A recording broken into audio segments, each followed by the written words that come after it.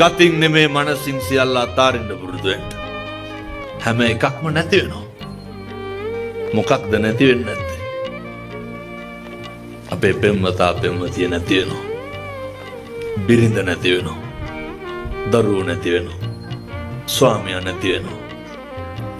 අම්මගේ තාත්තගේ ගුණය නැති වෙනවා. යාළුවෝ නැති අපිත් නැති වෙනවානේ. කවුද දන්නේ හෙට ඇස් දෙක පෙනේද නැද්ද කියලා?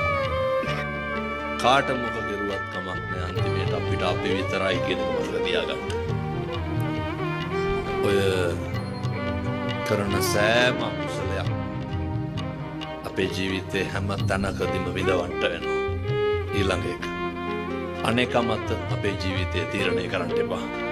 පින් පව් කඩා වැටීම අනේකමත් තීන්දුව తీරන ගන්න එපා.